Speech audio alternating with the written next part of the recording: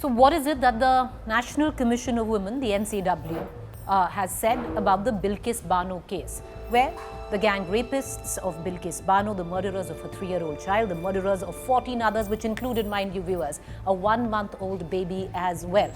Remission of sentence was given to them under the remission policy by the Gujarat government. Many were appalled, shocked. We continue to be, many of us.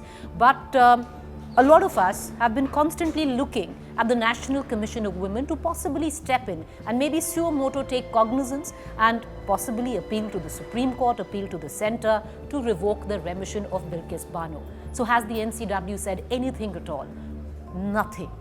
Complete silence. It's been 9 days since the convicts of the Bilkis Bano case walked out free. But were we expecting the NCW to say anything? I wasn't. And the reason why I say that is because I've been tracking the Women's Rights Agency for years now. Years. As a young journalist, it was my beat. For years now, when I had joined news, this was I started to cover the NCW. That was my primary beat as a journalist when I was a cub reporter. And I have tracked the body over years. And I'm not surprised that it's refused to say anything. I want to, before we get into what is it that the NCW has spoken for, I want to go back. Why was the NCW created at all? What was the reason for the National Commission of Women to be created as a body? Well, the main aim was to plug the constitutional hole, to protect the right of women and importantly, the most vulnerable group in our society, to protect them without taking to any party line. So to plug that constitutional hole was the main reason that the NCW was founded. I still remember I was a journalism student at the Lady Shri Ram College, very young, and my dissertation, I actually picked NCW. I was very fascinated that we had a body which talked about women's rights, which was to protect women. So I did a full thesis on it, and I remember interviewing, she's one of the marquee names in the women's rights movement in the country, Kamla Bhasin, God bless her soul. She passed away very recently, and I remember interviewing Miss Kamla Bhasin. She's a filmmaker, she's been a journalist. She was also one of the architects in the women movement that actually went out demanding that a body be created, because there was no constitutional body, that could represent women and their rights, especially the kind of background that they came from in India. So about 30 years ago, a band of women that were fighting for the rights of Indian women, the women's empowerment movement in the country, banded together and demanded, highlighting a lack of constitutional machinery to protect women's agency, and then which led to the formation of the NCW on the 31st January 1992. So, it's been exactly 30 years, a month or 2 months over 30 years that this body was founded. When it began, it had a host of powers. It was to be a watchdog, to watch out for injustices that were meted out to women. A lot of people pinned a lot of hope on it, that it is going to be, bipartisan. It's not going to be looking at any party lines. It's only going to look at the interest of women. Did it do so? No. Now I'll hark back to when I was in college and my dissertation subject was the NCW. I spoke to Kamla Bhasin, who was part of this movement that actually led to the formation of the NCW. And when I spoke to her about it, she said, it's not that they failed, the unit never quite tried. They were just not serious about being taken seriously. And that is something we see today, viewers, about 31 years after this body has been formed.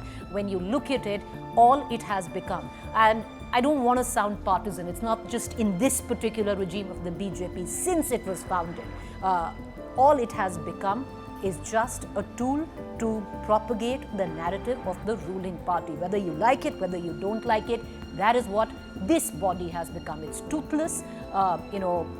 They used to print a paper in 2020. That paper also stopped. An annual report also stopped. What has the NCW been vocal about?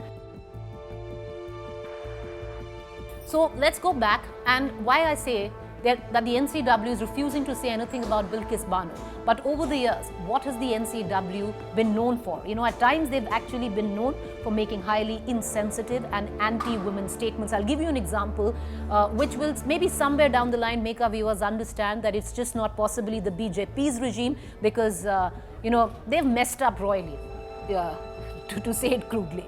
during this regime on very, very important issues that they should have been that they should have been speaking about. But let's go back. I'll give you some instances. In February 2014, the NCW chief at that point of time, Nirmala Samant, had said very clearly that her body was toothless and really couldn't do anything even if it wanted to. But what is it that it's actually done? Well, I'll give you a few examples there. In July 2012, Mamta Sharma, the then NCW chief, the government was of the Congress.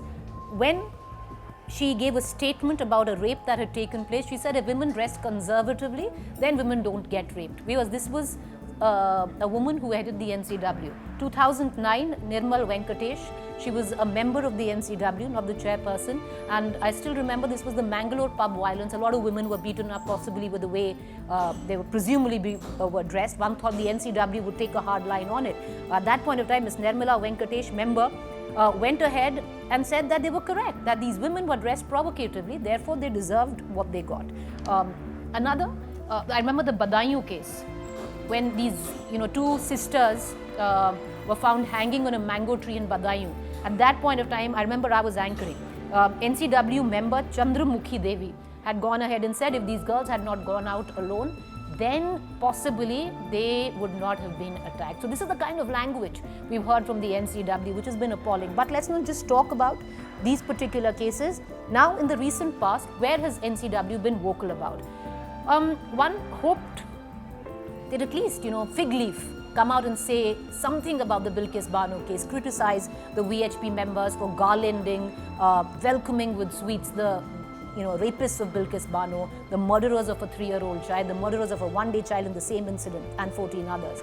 But they criticize it. They didn't criticize it. So, what we did was we went back and we thought, let's take a look at where has the NCW of late been vocal about. Well, the NCW was very vocal about the comments that were made by certain Congress leaders, especially on the issue of the president, when, if you remember, huge controversy, and possibly rightly so, where Adhir Ranjan Chaudhary, in a very derogatory context, had used the word Rashtrapatni instead of Rashtrapati for Madam President Draupadi Murmu, and the NCW had duly issued him a notice. The other example, well, when the entire Nupur Sharma controversy was going on, the NCW issued a notice against Akhilesh Yadav, the former Chief Minister of Uttar Pradesh. The reason which Akhilesh Yadav had tweeted out suggesting that Nupur Sharma was wrong and had definitely used derogatory language.